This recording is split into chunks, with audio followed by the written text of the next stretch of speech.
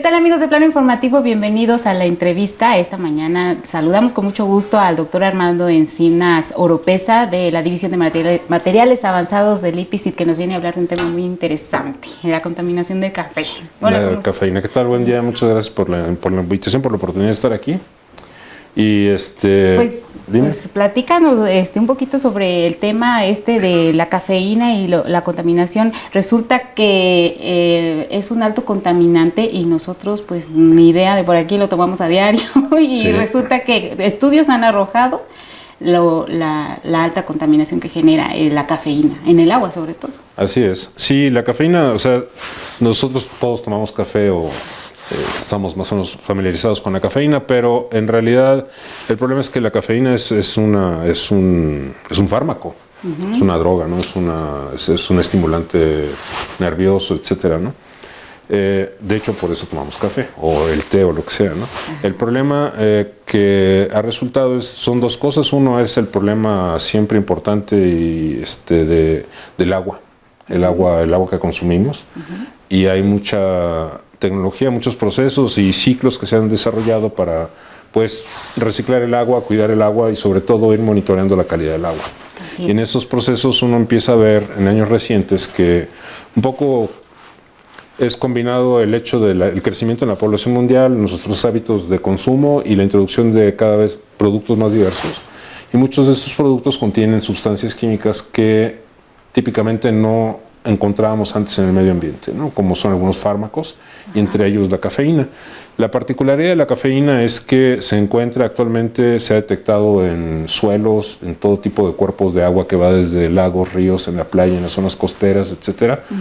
Y pues como decía, pues es un estimulante nervioso, ¿no? Es un fármaco.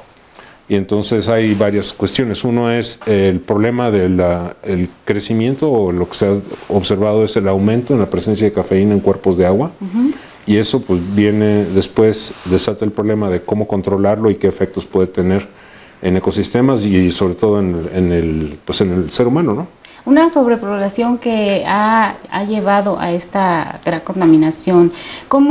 ¿Cómo es que llega la cafeína a contaminación, a llegar a eso? Muy bien. El ciclo es más o menos, o sea, hay tipo alrededor de 60 plantas que naturalmente contienen cafeína, entre ellas pues, el café, el té y el cacao. Y el cacao pues lo usamos en todo. Entonces de ahí se extrae la cafeína y entra en diferentes tipos de productos a nuestras casas. Desde luego el café y el té, pero muchos analgésicos usan cafeína. Entonces tenemos un montón de pastillas que se venden libremente en la farmacia que contienen cafeína. Todas las bebidas energéticas tienen cafeína, desde luego los refrescos también. Y eso lo que ha hecho es que, si bien el café antes estaba un poco limitado a poblaciones más adultas, ahora los chavos también consumen mucha bebida energética y mucho refresco, y entonces ingerimos cafeína, ¿no? Entonces, todo el mundo consume, se estima que alrededor del 90% de la población adulta consume al menos una taza de café al día, ¿sí? Entonces todos estamos de manera normal, cotidiana, consumiendo productos que tienen cafeína, y el detalle es que el organismo no metaboliza todo. ¿Sí? Si yo me tomo 3 tazas de café, del 5 al 10% de la cafeína que yo consumí no la puedo metabolizar y entonces es excretada por el cuerpo. El chiste es aquí, la clave es que entra directamente a las aguas residuales. Directo, ni siquiera tenemos que pasar, nosotros mismos le estamos echando ahí adentro, ¿no? Y eso tiene, y por otro lado hay muchos. Por ejemplo, en el caso del café, pues todos cuando preparamos café en casa, si usamos la cafetera, colamos el café, pues al rato acabamos y tiramos eso a la basura, ¿no? Y ese café eventualmente acaba en la bolsa de basura, va a los vertederos, y en los vertederos pues se quedan libres, ¿no? Entonces en presencia de agua liberan todavía compuestos, mucha cafeína y todo eso. Entonces eso entra de manera no controlada, no regulada al suelo. Y de los suelos vuelve a entrar a los cuerpos de agua. Y bueno, ¿cómo hacer entonces para reducir este problemática, o de qué manera podríamos controlarlo? Digo, porque también la cafeína, sobre todo ahorita lo comentábamos, cuando el café, sobre todo, lo usamos luego como composta y así también. Entonces, ¿también contamina los suelos? Va a terminar contaminando suelos, y también, por ejemplo, como te mencionaba, pues todos nos dicen ponle café a las plantas, ¿no? Pero sí se ha visto y sí está revisado, o se ha publicado investigaciones que dicen que demasiado café a una planta en ese tipo de condiciones va a terminar por matar la planta. Okay. Entonces se tiene que hacer con cuidado. El problema, de nuevo, cuando hacemos composta es que vamos a llevar una serie de compuestos que vamos a de alguna forma poner sobre el suelo y eso con agua lo termina arrastrando también sustancias, además de la cafeína, pero otras sustancias que pueden estar ahí. Entonces es un proceso normal.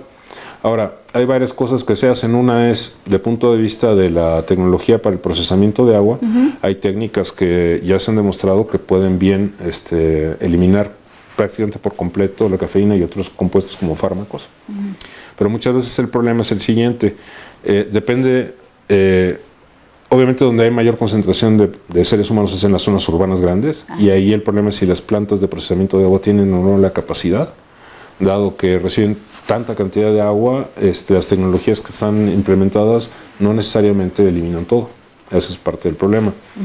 Y luego tenemos también diferencias importantes, pues aquí lo vemos en el país, ¿no? No es la misma, no hay las mismas tecnologías estandarizadas en todas las partes del país. Hay municipios, ciudades, estados que tienen tecnologías que son un poco más anticuadas o de menor capacidad, y el problema vuelve a ser ese. Si la capacidad de procesamiento es poca, sí se elimina una parte, pero otra parte persiste. Entonces, como que el primer paso tiene que ver con implementar tecnologías y escalarlas a las dimensiones que son necesarias para poder eliminar este tipo de contaminantes. Okay. ¿Qué grado de contaminación es el que se genera? O sea, ¿es demasiada la afectación?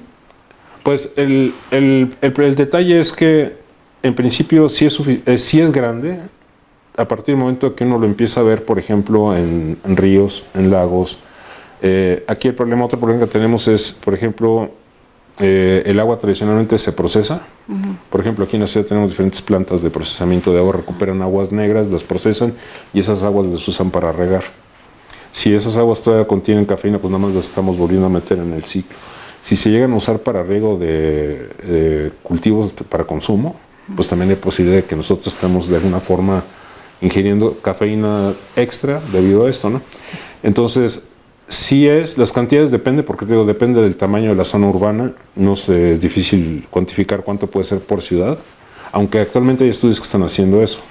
De hecho, la cafeína se usa como el principal indicador de contaminantes emergentes. Se llaman contaminantes emergentes todos aquellos que anteriormente no consideramos como contaminantes, sobre los cuales no existe regulación y que actualmente empiezan a aparecer en agua, que incluye fármacos, desde luego, ¿no? Por ejemplo, el bloqueador solar, todos residuos de esos son contaminantes y productos químicos que son, pues, nocivos, ¿no? En general hay mucho producto que es nocivo también. Sí. Entonces esta problemática no solo nada más es en la bebida. No es en la bebida, es un problema que se extiende mucho más, ¿no? Y tiene problema. Entonces, por ejemplo, actualmente la investigación que se desarrolla en laboratorios va encaminada a desarrollar procesos más eficientes para remover esos contaminantes, ¿no? Estas investigaciones, para hacerlas llegar ahora sí que a las personas indicadas, en el tema, pues, de aguas residuales, ¿se han estado proporcionando, se ha estado llevando la información?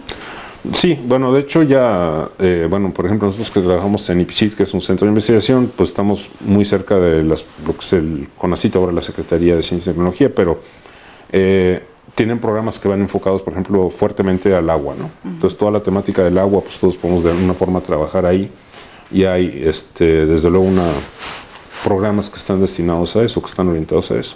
El problema es que, pues, los tiempos son largos, no es rápido hacer eso, pero no es nada más aquí en México, es un esfuerzo mundial, porque el problema de la cafeína y fármacos es a nivel mundial, o sea, no es un problema local, es un problema que afecta a todo el planeta. Y sobre todo también porque en la basura van los fármacos y todo, también por eso la importancia de la separación de la basura, ¿no? Exacto, sí, o sea, ahorita te decía, una etapa es, la tecnología que se necesita para procesar, la otra es modificar ciertos hábitos, por ejemplo, no descartar, sobre todo fármacos, ¿no? Que mucha gente tiende a ver la fecha de caducidad y a la basura. Hay instancias en México, ahorita por aquí tengo el nombre, porque otra vez no lo puedo decir, que es el CENAPRED, que es el Centro Nacional de Prevención de Desastres, y hay otro que es el Sistema Nacional de Gestión de Residuos en Envases de Medicamentos, se llama el SINGREM, que son aquí en México, ¿no? Y que tienen políticas, y por ejemplo el SINGREM sí tiene centros de acopio prácticamente en todo el país para ir a depositar medicamentos caducados, de manera que no se vayan a la basura.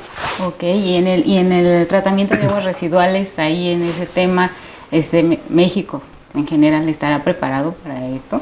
En México sí, porque el agua es una cosa fundamental, entonces es una de las áreas que yo creo que todos los países tienen una infraestructura sólida de investigación y una red, porque todo esto se tiene que manejar de una red coordinada a nivel nacional para el procesamiento de agua. Entonces, digamos, el cuidado de que las técnicas estén bien implementadas, que las diferentes plantas de procesamiento de agua estén trabajando correctamente, es algo que se está monitoreando por todos lados y en México también es el caso. Ok, ¿Sí? Muchísimas gracias. ¿Algo más que haya que agregar?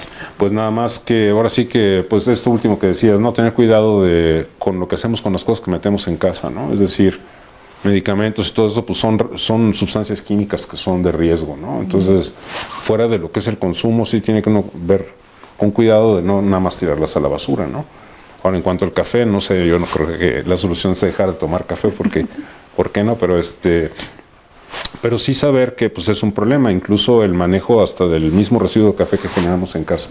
Así es. Puede ser un problema. Y un poco a lo mejor no tanto de educación, sino de comunicación que permita a la gente entender que es un riesgo. O sea, todos estos son sustancias químicas que tenemos en casa, ¿no?